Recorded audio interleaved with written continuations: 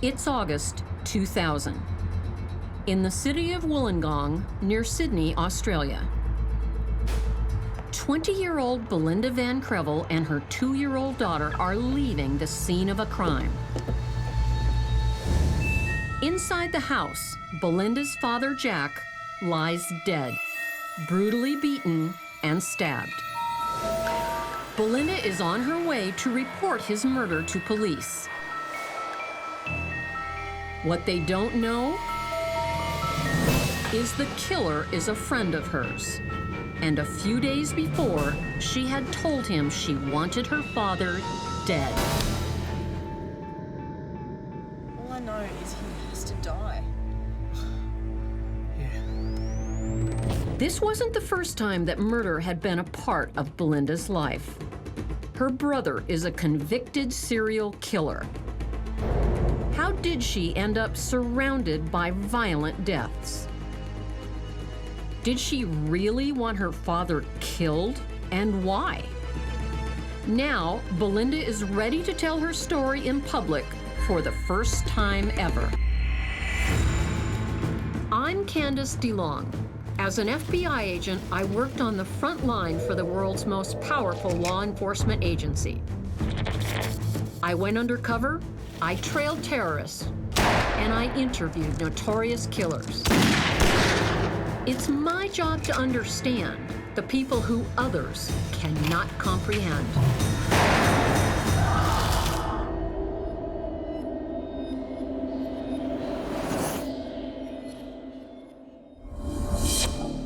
Belinda Van Crevel was born into a life of violence. Her mother abandoned her when she was 2, leaving Belinda and her older brother Mark with their father, Jack. Both children say Jack violently abused them physically and sexually. Abuse that had terrifying repercussions. At 18, Belinda's brother Mark committed 2 horrific murders. A neighborhood shopkeeper violently beaten and beheaded, and a former city mayor and alleged pedophile savagely butchered. The killings shocked Australia. Mark was sentenced to life in prison, his file marked never to be released. Belinda Van Crevel blamed it all on her father, Jack. He drove him to do what he did. He's the one that should be in jail, not my brother. 2 weeks later, Jack was dead, murdered by Mark's best friend, Keith Schreiber. Police said Belinda asked him to do it. In 2003, she was sentenced to 6 years in prison for soliciting her father's murder. Today, she is free, living in Sydney. Just the thought of the evil Belinda had to face in her life, frankly, stuns me. But I can't help wondering, is she dangerous? Could she still follow in her brother's deadly footsteps? And just what drove 2 children to dream of a perfect world without their father? So let's go way back. Tell me about what things were like for you as a little girl. What kind of dreams did you have as a little girl? No dreams. No dreams at all? About what you wanted your future to be like? The type of No. house you wanted to live in? The type of prince you wanted to carry you away? Nothing? No. Why do you think that is? I didn't have those feelings inside me. All I had was fear. Fear of what? My father. Whether he was going to kill me, waiting for him to get home. Well, just everything was fear. I lived on eggshells. I got beaten. He beat my brother to the extent of where he was hospitalised. From being hit? From being hit, yes.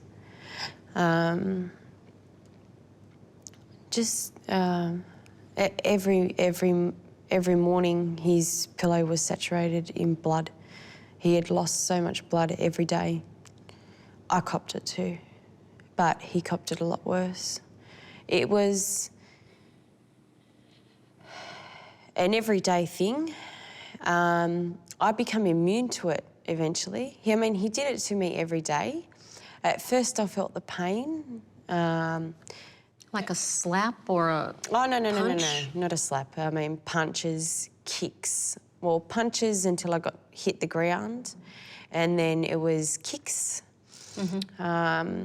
until I lost control of my bowels. And then he would leave the room with a smile on his face and be content with what he'd caused.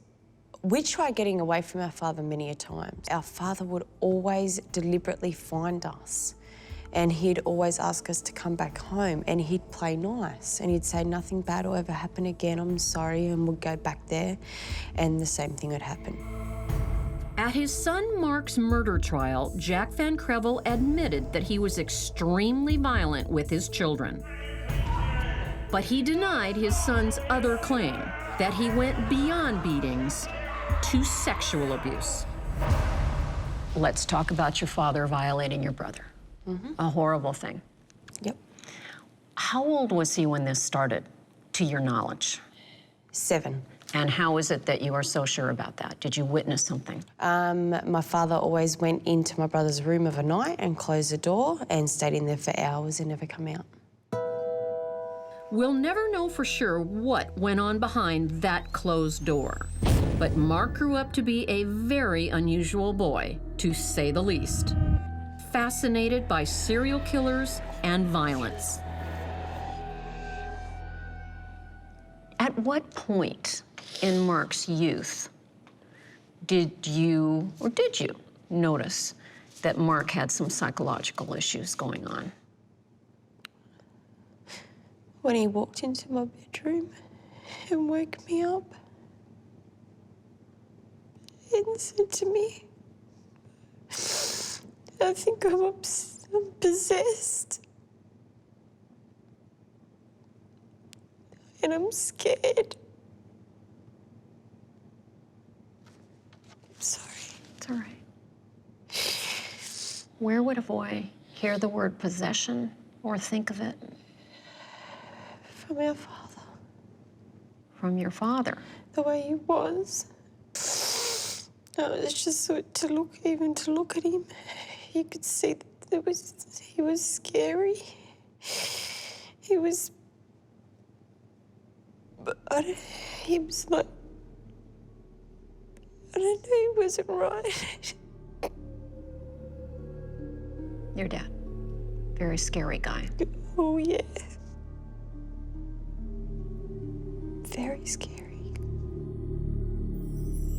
Growing up, Belinda was torn by two powerful forces: love for the brother who protected her, and hate for the father who assaulted them.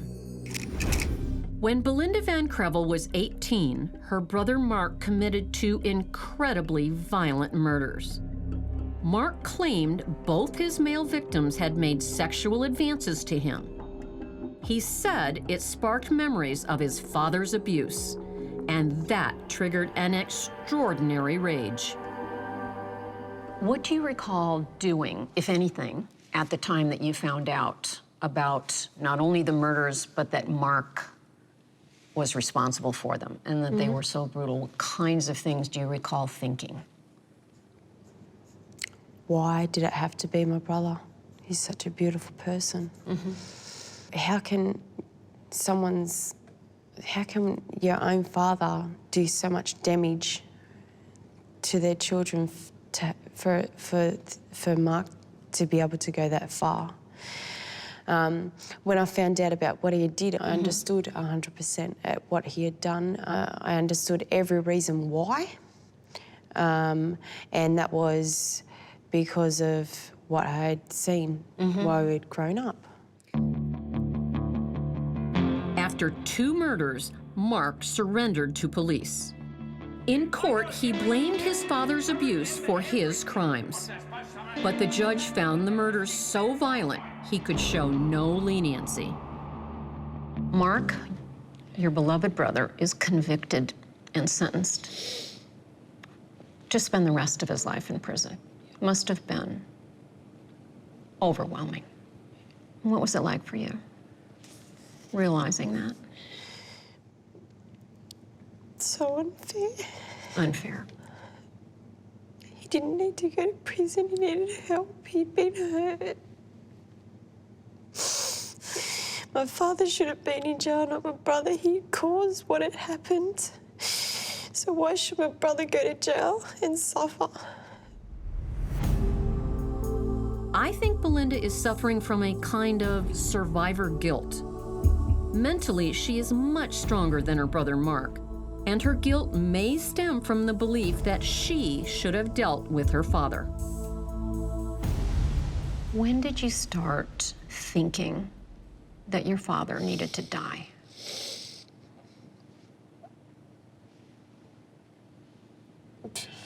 Seriously thinking about it.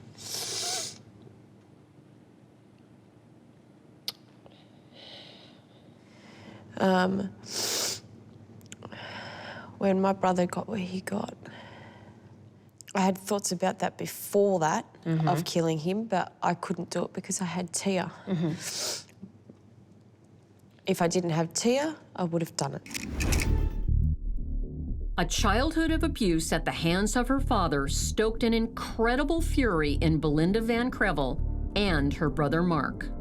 After losing Mark to prison, a 20-year-old Belinda was angry. Then she believed her father was abusing her 2-year-old daughter, Tia. She turned to Mark's best friend, Keith Schreiber. I told him, I can't kill him. He needs to be killed, I can't kill him.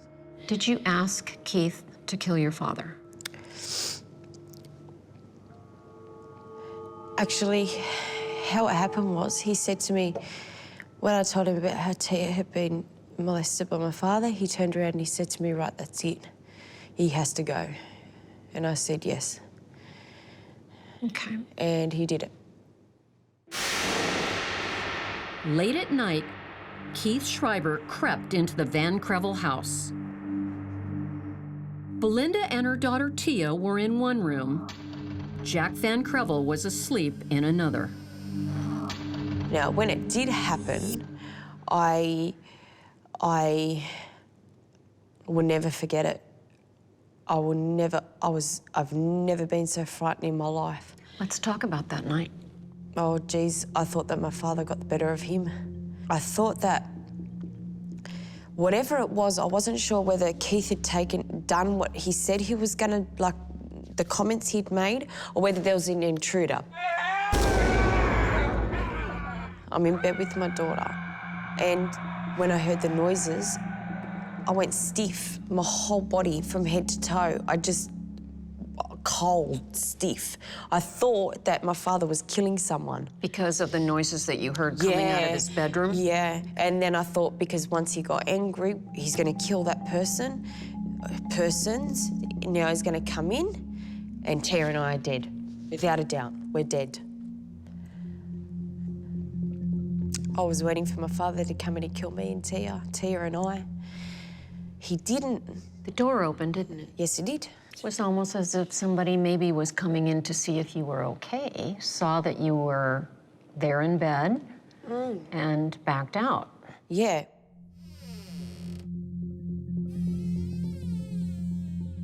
And what did you do? I stayed in bed for quite a while. Or I can estimate half an hour or something. Grabbed my daughter, opened the door. I saw blood. And I just went straight out, jumped into my car. Did you go check on your father? No. Okay. No. I in the hallway out the front of my bedroom, I saw blood. I wanted to get the hell out of there. I got out of there. That's what I did. Jack Vancrevel did not die easily. Hit with an axe, beaten with a fire poker, then carved with a knife.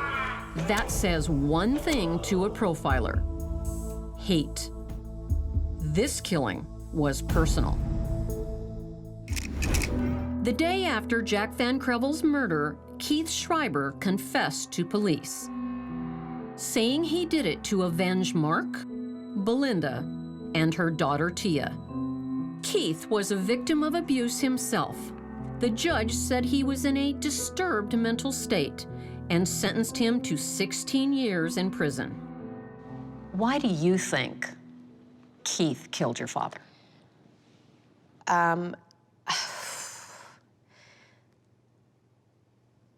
Because he probably thought that I was going to do it and lose Tia, and also to impress Mark, to prove I'm a big man too, you know. What did the police think about your relationship with Keith? They thought that we were a lot closer than what we were. They, at one stage, found some receipts that I'd sent to Keith and thought that I was paying him off for the murder. What kind of receipts were they? They were just money order receipts for $50, $100, $200 here or there. And they said to me straight out, why would you send your father's killer money? I said, well, why wouldn't I? Why not? Why wouldn't I? I don't care that my father's dead. Was he a father? No, he wasn't. I'm brutally honest. I'm not going to sit here and lie and say I'm sending him money for absolutely no reason. I'm sending him money because I want to. Belinda is careful here not to admit actually paying for her father's death, but she did plead guilty to the lesser charge of soliciting his murder. That earned her a 6-year prison sentence. Yes, I pleaded guilty to the solicit of my father, and I definitely have no shame in pleading guilty to that. I did ask someone to kill my father. I did the time for that. And I did that because I had a daughter and I did not want to go to jail. If I did not have my daughter, I would have done it myself. I don't care if I would have been locked up for life. The damage he'd caused, I wanted him gone. It was either kill or be killed. How responsible are you for your father's murder? I'm glad he's dead. I'm protected, Tia's protected, other little boys are protected. However, Mark's still suffering. That's one thing I can't live with. Safe to say you do not regret what happened? Oh, no, not at all. Safe to say you do not miss your father? I do not miss my father. If I said that I did, I'd be lying, and I'm brutally honest. I do not miss my father, and I do not regret what happened to him at all. And he deserved it. Belinda's glee at her father's death is certainly shocking. But if Belinda ever did love her father, she can't even remember it. How about your life since your father died, including the 6 years you did in prison? Yeah, 6 years. It's still better or worse since Oh, better. Life couldn't be better without my father. Oh. Even in prison? Oh. Even when you were in prison? Oh, yeah. Without a doubt. Without a doubt. So the question is, you're out now. Is society safe with you out? Yes. And how so? I'm not a habitual criminal. The problem's gone. The problem's gone, and you're not the problem. No, Jack was a problem, and he's gone. What is the most important thing for your daughter, Tia, who I can see is the most important thing in your life and probably always will be? Yep. What is the Her and Mark. What is the most important thing for Tia to know about her mom? That she is safe for the rest of her life and that she'll never be loved as much as I love her to death. I love her more than anything else on this earth, and she knows that. And she's safe. Very safe.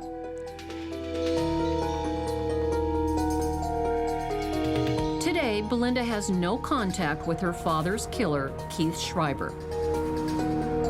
She still visits her brother Mark in prison every 2 weeks. I found Belinda to be very believable. Her defense mechanisms are, to say the least, robust. They help her deal with the horror of her childhood and the subsequent aftermath of her father's murder. It was in her nature to fight the monster, to slay the dragon, metaphorically, before it killed her. Belinda became a fighter. And Belinda will be a fighter the rest of her life. Is society safe from Belinda Van Crevel? Right now, I think it is.